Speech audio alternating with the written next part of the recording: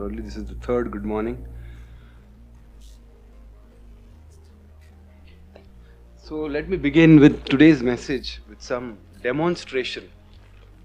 Sometimes demos help us.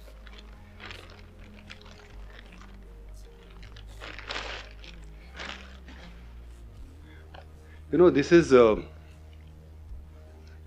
an old what is pullover or jacket or hoodie.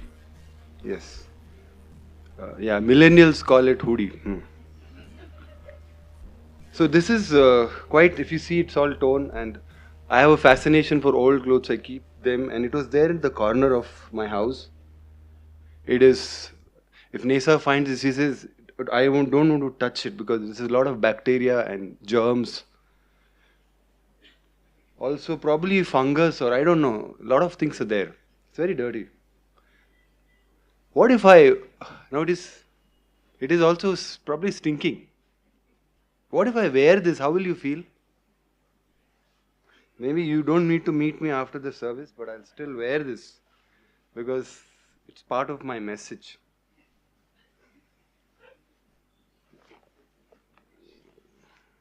Dirty, right? I'll still take the risk of wearing this. What do you think of this? How does it make you feel?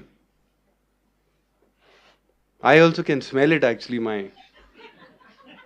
but I still wore it. But you know something? Many Christians are wearing their old garments, their old clothes.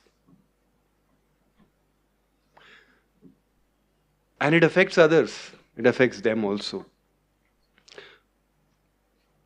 Some don't even know they are wearing this.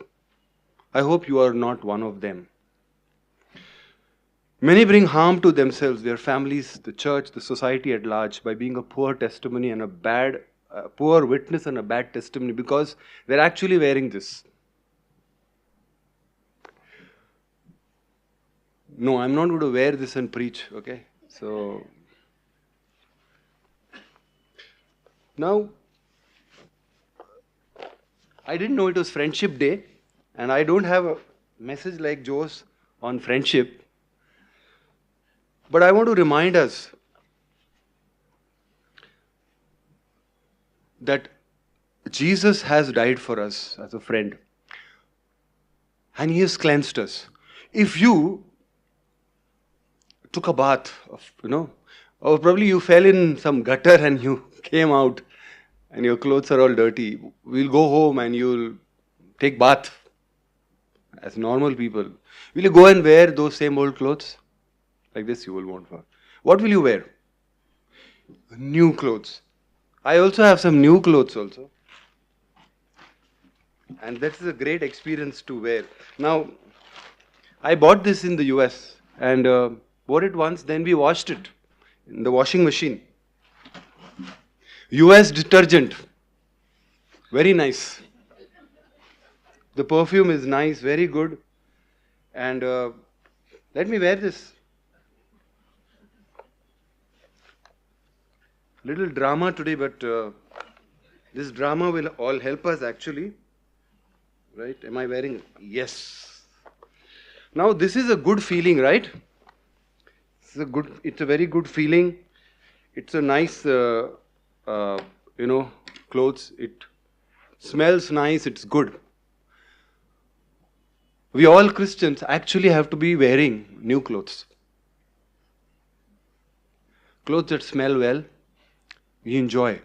And it can spread the fragrance. Okay, so that's why today's what is today's title? The message title?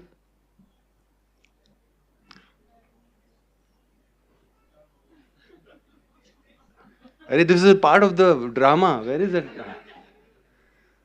Wear new because you are new. You get the point. And that is the message today. You're wondering, right? Will I be wearing this and preaching? Okay, anyway, I'll just take this off. Okay.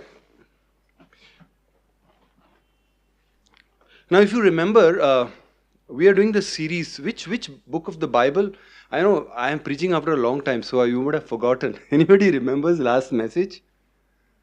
What are we doing right now? What are the Ephesians? Yes, yeah. I want you to remember this, not because I am preaching, but it's a series I want you to remember because I would like you to carry this throughout, as we preach, as we go through this series. And we had titled this series, I titled this as Live a Life That Reflects Your Calling. We all have a calling. Jesus is, you put your faith in Jesus, you have a calling. That is the highest calling we all have. And so we live according to that calling, right? And in that, last time we talked about, anybody remembers anything? It was about the prevailing moral context. We talked about what's happening in our world right now, right? Then the falling moral standards in the world, and then growing moral standards of Christians. So this is what we did last time. So today we will continue Ephesians chapter 4, but today we will do verse 20 to 29. Okay? Do we have a mic, or maybe I will read it? Okay, so Ephesians chapter 4, verses 20 to 29, and we'll try to cover all this today. That, however, is not the way of life you learned when you heard about Christ and were taught in Him accordance with the truth that is in Jesus. You were taught, with regard to your former way of life, to put off your old self, which is being corrupted by its deceitful desires, to be made new in the attitude of your minds, and to put on the new self, created to be like God in true righteousness and holiness. Therefore, each of you must put off falsehood and speak truthfully to your neighbor, for we are all members of one body. In your anger, do not sin. Do not let the sun go down while you are still angry, and do not give the devil a foothold. Anyone who has been stealing must steal no longer, but must work, doing something useful with your own hands, that they may have something to share with those in need. Do not let any unwholesome talk come out of your mouths, but only what is helpful for building others up according to their needs, that it may benefit those who listen. Now, point number 1, right? So, we will have a few points for today's message. And our very first point for today is number 1, new habit. Remove and renew. A new habit. Remove and renew. Okay? So that is what the verse 20 to 24 tells. That, however, is not the way of life you learned when you heard about Christ and were taught in Him according to the truth that is in Jesus. You were taught, with regard to your former way of life, to put off your old self, which is being corrupted by its deceitful desires, to be made new in the attitude of your mind, and to put on the new self, created to be like God in true righteousness and holiness. Paul is clearly contrasting with what he just wrote before this. What did he write? What did he write to them? He talked about the sensual living, the loss of sensitivity, the greed, basically about sexual immorality, what is prevailing in that. He says that we should not be like, he says, do not live like Gentiles. Now he's bringing the aspect of learning, okay, learning, when the gospel was shared. Verse 20, it says, but you did not learn Christ in this way, right? You did not learn Christ. Just note the words, learning Jesus. So there is a commentator called Peter O'Brien. He explains learn Christ. He says the first formulation of this sentence, you did not learn Christ that way, is without parallel. There is nowhere.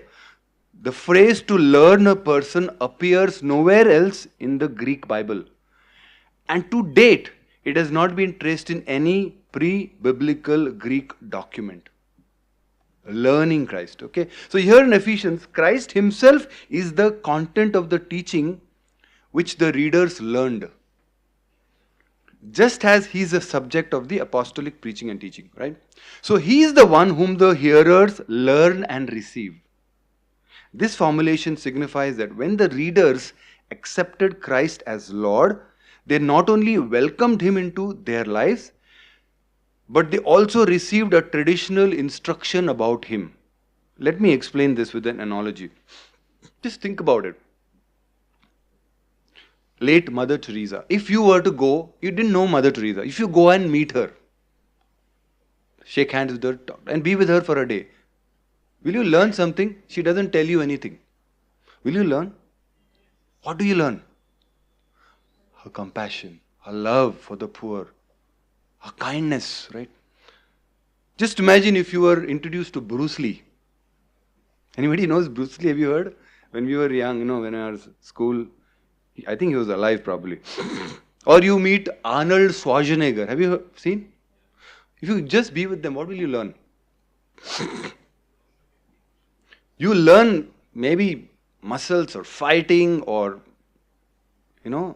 defense, offense. Just imagine by meeting such people. What if you were introduced to a politician? Or an underground criminal, right? And you spent a few days. What do you learn? You learn something, right? That is what it is. That is what it means. You understand, you gain knowledge about the person by looking at them and spending time. So when you accepted Christ, So when you accepted Christ, you became a friend. It's a theme, right? Let me put this. You shook hands with Jesus. What happened? Something supernatural happened in your life. You were introduced to a new way of theology, new way of philosophy, a new way of living. I still remember when I became a believer, how my life changed. I didn't realize that. I didn't know that. And when you read the Bible, the new way of living starts speaking to you. The righteousness, the holiness, the purity, godliness, right? Everything.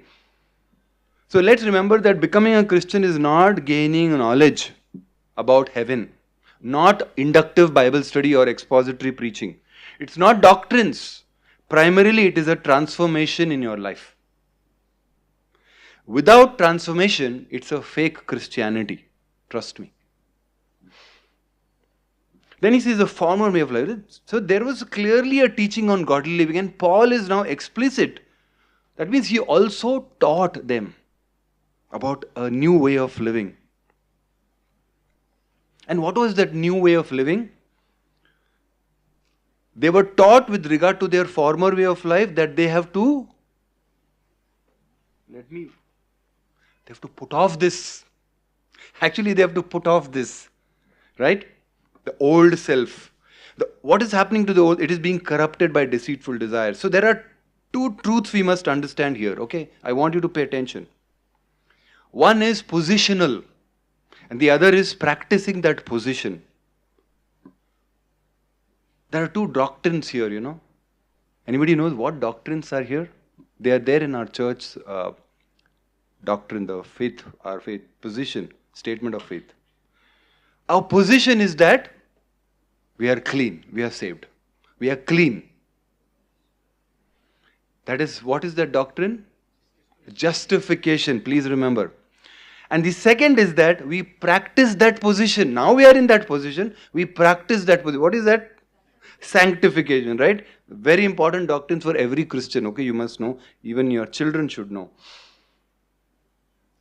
A commentator, his name is Paul Little, he says, Christ puts a new man in the suit, not just a new suit on the man.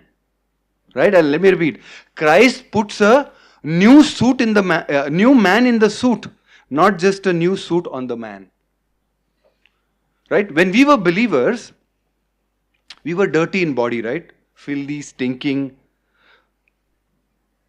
If you have played, football, cricket, or you have walked in the hot sun, you come home, how are you? Stinking and, right, sweating. What do? We quickly take bath.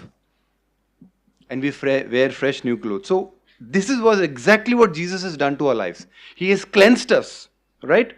He has cleansed us the moment we put our faith in Him. There was a cleansing which happened instantly, right? Justification. So what is the natural next step? wear clean clothes. So this is the analogy which Paul is using, and this is an analogy which is so important, right? So Christian actively puts off the old self, the old clothes, and he wears the new, because the old it is not gone. See, that is the position, is that we are new, but that still is there. We need to practice that, right? So, can unbelievers wear new clothes? People who have not accepted Jesus, according to Abba, they cannot. Because you have to be new. They may be living like, maybe they may practice this thing, but actually, only those who are new can wear these new clothes. That is, those who have put their faith in Jesus. And this old self, old nature which loves sin, it is not gone, right? So we must keep putting off the old and wear the new. That is what is our practicing the position. Positionally, we are new. So, but we need to we have to actively do this. Right? So to put off your old self, you must know what is that in you which is old. You must know. Knowledge is so important, right? If you don't know that, then you will continue to wear this. If you don't know what is that old in you, you will continue to wear this. And that's what many Christians are wearing. So a self-awareness of your life is very, very important, please, friends. Right? And as you read the Bible, as you listen to God's word, you will know what is that new, right?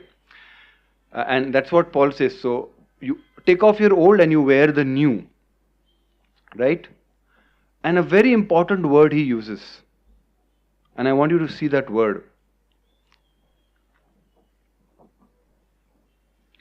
Right? The word is, you were taught with regard to your former way of life to put off your old self. And then verse 22, may be made new, to be made new in the attitude of your, what is given there? Minds. Attitude of your mind. So when you become a Christian, you don't throw away your mind. There's a good book by John Stott. I don't know if you have read. No? The Mind Matters. You don't become so emotional, I have believed in the Lord, that you throw away your mind. No. So you have to use your mind to actually, and in that mind, actually what you're doing is, you are becoming new. You're becoming new. Right? So that is what we as Christians have to actively do. Right? And he says, true righteousness and holiness. These are God's attributes, right? And when do we do this putting off and putting on? Annual retreats. So we can wait for October. Or companies have, quarterly results. So should we do quarterly of putting off, putting on? When do we do putting off and putting on? Yeah? On a daily basis. That's when you have your quiet time, you talk to the Lord, right? We need to ask the Lord, what is it that I need to put off? And self-awareness, as I said, is very important. If you don't even know, it's a big danger. Now we will spend the next few minutes talking about what is this that we need to put off and put on. And Paul gives us very good, actually good points. Verse 25. Therefore, each of you must put off falsehood and speak truthfully to your neighbor, for we are all members of one body. So the point number 2 is information, falsehood versus facts, the 2 F's. Information, falsehood versus facts. In fact, Colossians 3, 9-10, don't need to turn, I'll just read because something parallelly writes, do not lie to each other, since you have taken off your old self with its practices and have put on the new self. So a lot of us, right, lying is very common, right? Lying and cheating and deceiving is very common in our country and a lot of us, right? And we also used to lie, right? Before you believed in the Lord, lying was very cool and casual. You don't even feel bad about lying, right? But what Paul says is, you must remove that old of falsehood. Okay? Do Christians lie? If you say no, you are lying, okay?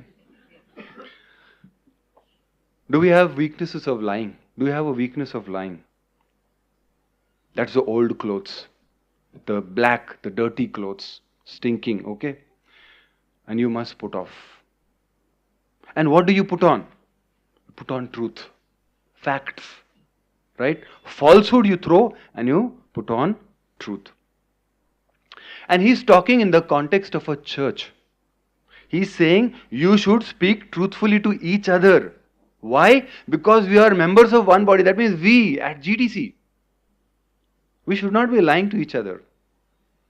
Lying is old dress. You have to put on the new, fragrant, right? You know why people lie? A lot of reasons. A lot of fear sometimes. They are ashamed. They want to look good.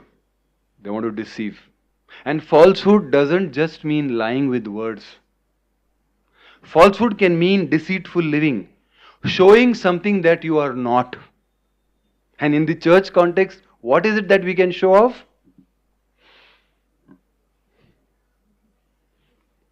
The Bible. And see, that is what we can show off. It says don't lie. Living a hypocritical lie. And a lot of people lie because they benefit from that. There's an advantage they receive. Why is it important to tell the truth in the church? Because we are members of one body and one part cannot lie to the other, right? So there should be transparency, communication, without which there is deceit and lie in the church. So do not lie in the church. Do not lie to each other. Truth as an important element of the church. Just imagine, we all were lying and deceived. Just come here on Sundays. What will it be? Our Sunday worship service will be good from the outside. People standing up and worshipping and deceitful worship. Just imagine. I'm not saying we are doing that. Just imagine. People live all kind of lives. They come here and worship. People testify, give testimonies also, all false. God saved me. God helped me. And singing songs, all to Jesus I surrender. But actually not meaning. And meeting over coffee and tea and talking about spiritual things, all lie. And we go home. What is that church? A big liar, right? All wearing dirty clothes. Right? And that is not the way the church should be. John MacArthur, the late John MacArthur, very important thing he writes. He says, why is it so important to tell the truth? Because we are members of one of another. When we don't speak the truth with each other, we harm our fellowship. For example, what would happen if your brain told you that cold was hot and hot was cold? When you took a shower, you would either freeze or to death or scald yourself, burn. If your eye decided to send false signals to your brain, a dangerous curve in the highway might appear straight and you would crash. You depend on the honesty of your nervous system and of every organ in your body. The body of Christ can't function with any less than that. We cannot share the truth with others and expect the church to function properly. How can we minister to each other, bear each other's burdens, care for each other, love each other, build up each other, teach each other, pray for each other if we do not know what is going on in each other's lives? So be honest, speaking the truth in love, Ephesians 4:15, right? Does lying happen in workplaces? Yes, right? It happens. Cheating, lying, deceit. Every organization it can happen. Probably some organization it is good to happen. Politics, lying, cheating, right? For the good of the organization, sales you can lie, marketing you can lie, right? Because you are adding value to shareholders. You can do a lot of things. church is one place, which includes us families also. Not that you lie, you tell the truth and go home and lie to your wife or husband. There's one place where you can't lie. You have to be living the truth. John Stott says that fellowship is built on trust and trust is built on truth. So falsehood undermines fellowship while truth strengthens it. Our church will be strong, and the best way to tell the truth and be honest and be vulnerable is your cell group, right? Do that, right? If you're a habitual liar, there are people who also have a condition, psychological condition, right? They're compulsive lying. I'm not talking about that. That you may need a therapy. But otherwise, if you have this habit of lying, everywhere else, you can't tell the truth in the church. So you have to be an honest man or woman, a man and woman of integrity. So then, when you come to church, you will not lie. So what to put off? Falsehood. And what to put on? Facts, truth. We move on to the second one. Anger. Right? Give in versus give up. Give in, the G's. Give in versus give up, just to remember that. And what are the old clothes? In your anger, do not sin. Do not let the sun go down while you are still angry, and do not give the devil a foothold. So what are the old clothes? Anger and you sin. Anger and you sin. What are the new clothes? Don't continue to be angry. Right? In fact, Colossians 3 says, but now you must also rid yourself of all such things as these: anger, rage, malice, slander, and filthy language from your lips. Right? Now, anger is an emotion which just comes up, right? Unconsciously. Have you realized? It's an emotion where it suddenly comes up without much thought. Can you escape anger really? You cannot. Actually, it just happens. Is anger wrong? Well, self-centered anger is always wrong, but righteous anger is right. And a lot of times we might feel that mine anger is righteous anger. Okay, especially when you're having argument with your spouse. Righteous anger. Okay, so what is righteous anger? Mark 3:5, don't need to turn. After looking around at them with anger, grieved at their hardness of heart. I want to listen to this. He said to them, right? Looking around them with anger. Jesus, he said to them, stretch out your hand, and he stretched out. So, that is the righteous anger which the Lord used even when he went to the temple, right? And he threw off everything. That was righteous anger. And what is unrighteous anger? James 1:19-20. This you know, my beloved brethren, but everyone must be quick to hear, slow to speak, and slow to anger. This anger, Proverbs 29:11 also says, a fool always loses his temper. So, there is righteous anger. And what is righteous anger? We must understand this, okay? Because you must get angry at the wrong things happening in the world.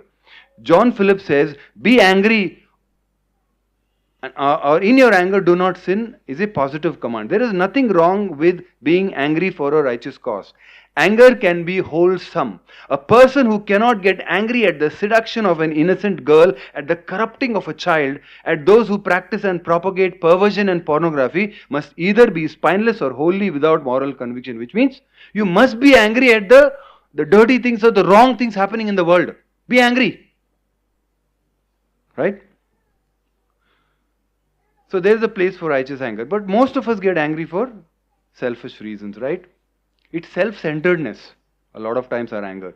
Stephen Cole, a commentator, writes very beautiful. He says, anger is a huge problem not only in the world but also in the evangelical church. During my years in the ministry, I have seen many Christians break up because of marriages break up because of abusive anger. I have even heard of pastors who use anger to intimidate and control their families and to dominate others in the church. I have seen fathers and mothers who are abusively angry towards their children, usually under the excuse of exercising biblical discipline. I have seen church members angry with other church members to the point of leaving the church rather than being reconciled.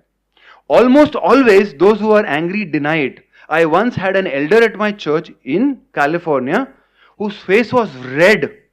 The veins on his neck were bulging, and his fists were clenched as he vehemently said to me through clenched teeth, I am not angry. I would venture to say that there are some here today who may put up on a happy face for church, but the rest of the week you're like a smoldering volcano waiting to erupt. What do you do when you get angry? Right? Anger is like fear, sadness, joy, shame, love. All these happen involuntarily, right? They are just emotions. But as a response, what we do is voluntary, right? When you get angry, what would you do? That's why Paul says, do not sin. We can choose to speak harsh words. You can hurt somebody physically. You can be violent, break something. Have you read in the past news? People in anger, what they do? Road rage. People kill. The other day, I actually saw a big SUV hitting an old man and he fell. He falls down, okay? He fell. And I saw that old man is doing nothing. He's just getting up. But this guy, because he came in this way probably, he came and he reversed his car over that old man. Road rage. Right? This we can do in our homes also. I have done. I am ashamed of that. They're all sin. Paul adds, do not let the sun go down while you're still angry. And this is an important truth we all must practice in our homes. In other words, don't stay angry. Anger will happen. Maybe the wrong anger. Or the righteous, even the righteous anger. But do not continue to be in that anger. John Trapp, he warns, okay, he says, anger may rush into a wise man's bosom, but should not rest there. Don't let anger rest. What do we do when you are angry, right? We must forgive, reason out, pray, continue, and come out of it. Especially in marriage. Anger can lead you to sin if you do not forgive and reconcile. And what happens when you are angry in the state of anger? Few minutes, few hours, or even days. What is happening? What is happening in the background? The spiritual warfare. What is happening? The devil is taking foothold. He's getting the foot in the door. He's getting that little chance. Satan cannot enter a believer, but he can torment. Right? That is what this spiritual warfare all about. A little opportunity can lead to, right? So a commentator Hendrickson says, do not make a spot for the devil to come sit in your life or between you and another individual, especially between you and your spouse. He and his minions, that means the demons, specialize in driving wedges between husbands and wives. And anger is one of these primary methods by which he wreaks havoc in our homes. You get angry? Okay. The first point was on falsehood, okay? So tell the truth. We all get angry. I get angry. Yes? And Dwight Pentecost, this is a man of God. He says the word advantage means a toehold. When scaling a mountain, right? When somebody is scaling the mountain, they don't need big spaces. They need just small, those toeholds to go up. Satan specializes in that, right? So if you're angry, what do? Give up. Okay? Don't give in. Give in is old life. Give up is the new. Let's continue.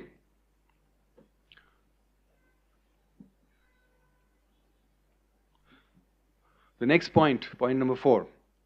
Wealth. Grab versus give. Money or wealth.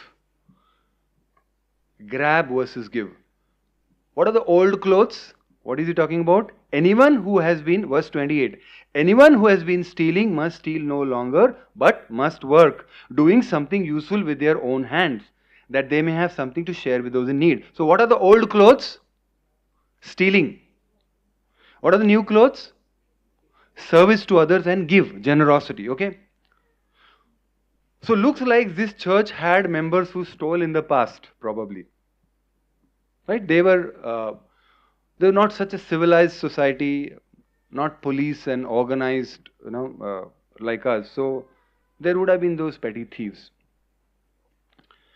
So the message to the church is your old self, which you must remove, that thief in you.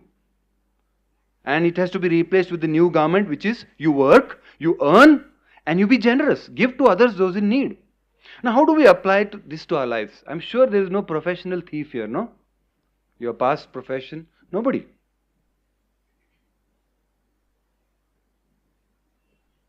So does this apply to us? Right? Let's see how it applies to us. Do people who work for corporates or business steal? Yes, we all know. Probably we also would have stolen some point, right? Not directly, but there's a thief inside many corporate employees. You are paid for working 8 hours daily, but only if you work 6 hours and do WhatsApp, Facebook, watch reels, shorts on the internet. I know of some. I worked with the financial services. There are people who do trading in the work hours. You're stealing 1 or 2 hours daily, which means how many in 5 days? Right? It could range 10, 20 hours.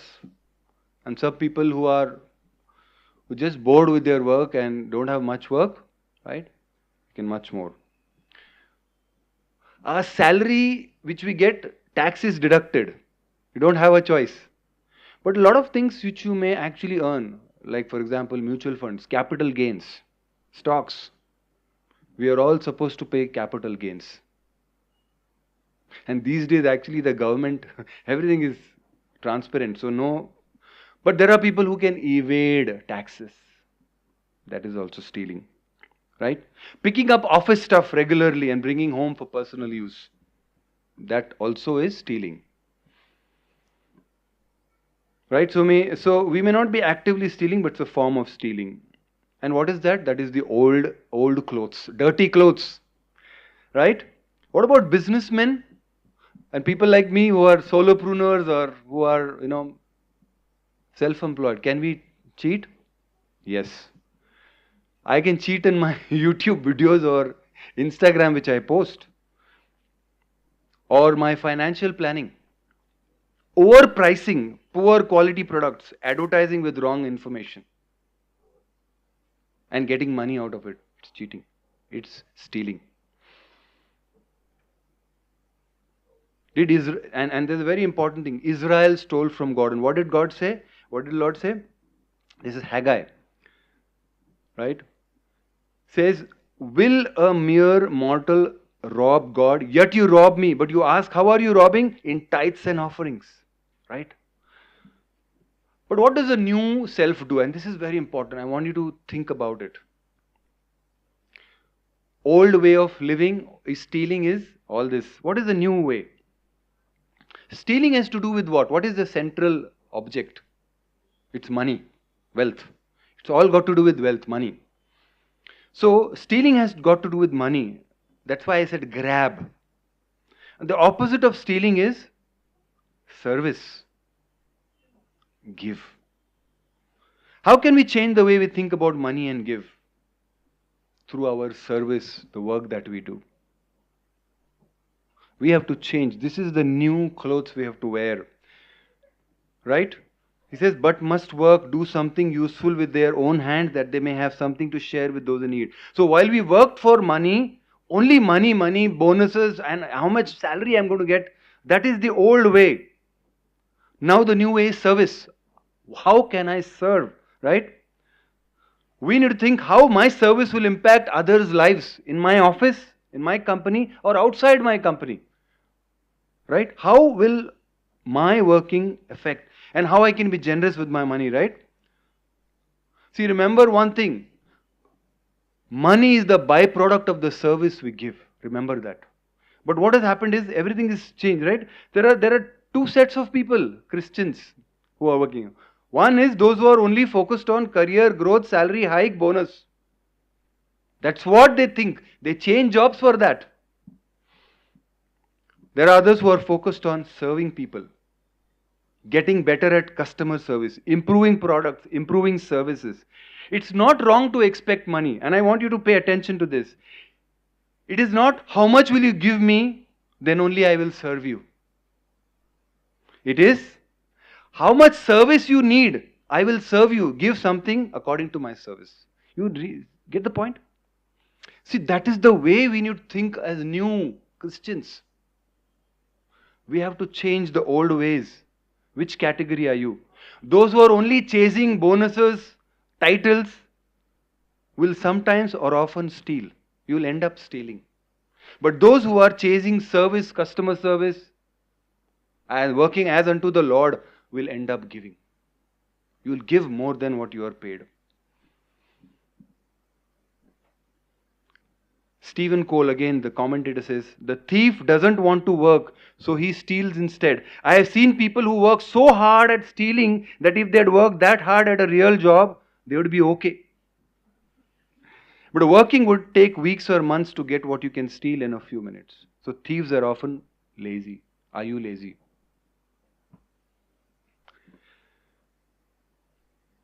We come to the last point.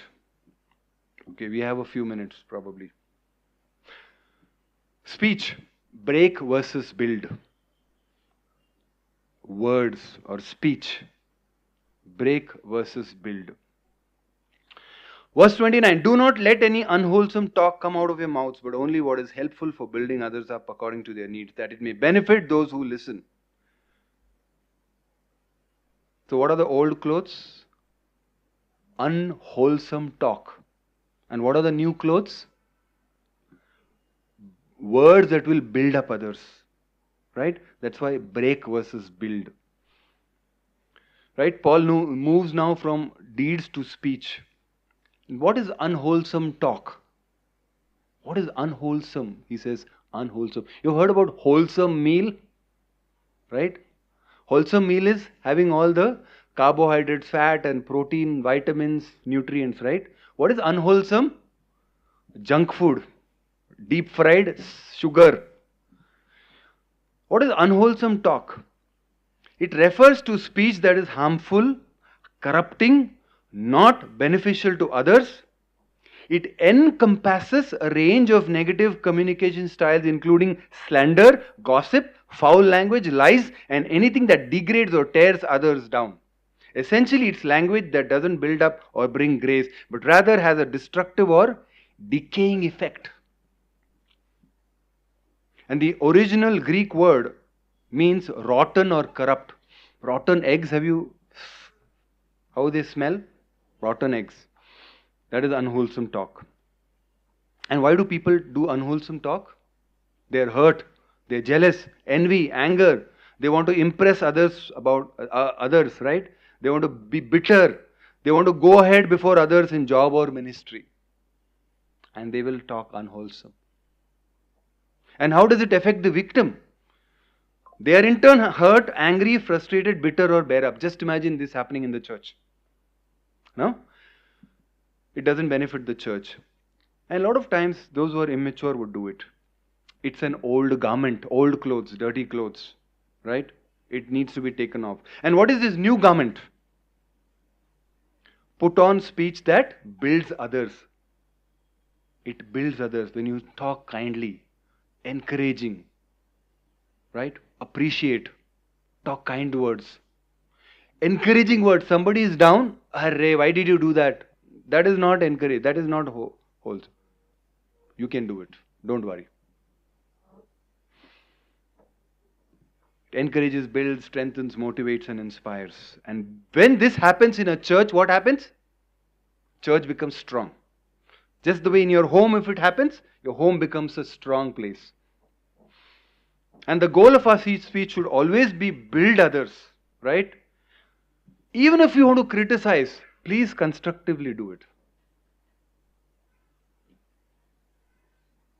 Before we close, in the next 5 minutes, okay? We'll close. Now, these are the few things which Paul talks about. Are there other put-offs and put-on in our lives? There could be a big list. You have to prepare your list. Probably next week you can do it. Lazy people won't do it. So you'll have to put in some effort. Okay, let me just quickly tell you. Because I was making this list and No, many Christians don't grow for many years. Just a brief note here. Have you seen Christians who are, who struggle thinking why they behave like this, why they talk like this? Have you heard? I believe this is the reason. And we also can become like this. And as we grow older, it only compounds. So be very careful. I have some things in me which I know I need to keep putting off. And such Christians will continue to. For example, I hear about Christians, students copying in exams. Right? Copying. I remember when I became a believer, that was the last year of my college. And when I was sitting in the right BCom last year, everybody was asking. I had changed. I said nothing doing. I didn't care about the consequences. But there are Christians who do that. Bribing in a way, like it's a way of life. Jumping signals at the, right, Hyderabad. Some are not, see, some of these are not so serious, but some are very serious. As an example, I'll just quickly tell something that happens in the church which I've seen over the years. I believed in the Lord and, several 30 plus years, 35 years back. One thing I've seen is that comparisons. Christians often compare themselves or their other families or children. And now social media has only made it, aggravated this. So put off comparisons. And what do you put on? Contentment. Accepting God's sovereignty in our lives. If some families are doing better, they have smarter kids, excellent. Please accept God's sovereignty. Don't compare. Put on this, right? God's lordship and sovereignty. Put off scrolling over social media and wasting time. Put on time with God in prayer, Bible study, spending time with family. Put off self-centeredness, thinking what's in it for me, whether it is office work or whether it is ministry, whether it is, right? Personally, I want, what success will I get from this? That is the old self. And what is the new self? Serving without telling anyone what I did. Serving quietly. Doing as unto the Lord. And as a couple, as a family especially, this is one thing which I feel is very important, maybe in the church. Put off being defensive when corrected. Put on feedback and introspect. It feels hurt when Shabi or Shabina or Nesa or Arita have pointed out my mistakes. It's hurting. But I need to put off. And they have kindly told me actually, it feels bad, but I've grown. So put off. Don't ever think you are beyond correction. And as a result, you will grow in the Lord. Okay, we are coming to the close. I know it is a little heavy, I don't know. Right, so make your own list. Probably the first thing you need to put off is procrastination. And put on the prioritizing it today, right? So let's quickly summarize as we close. What is the first point? New habit. Remove and renew. Information.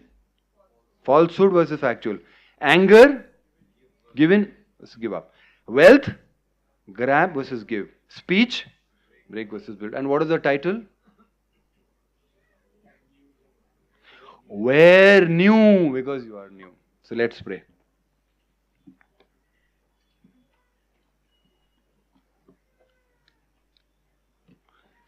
Just take a couple of minutes, just pause wherever you are in your thoughts. Think about your own life.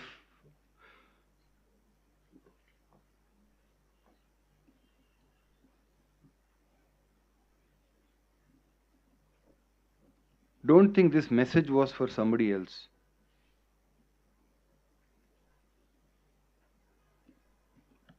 This message is for me. It's for us.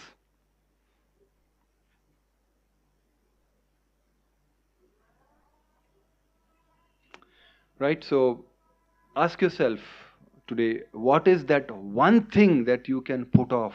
One thing, just think of the topmost thing in your life. One thing. what you can put off today.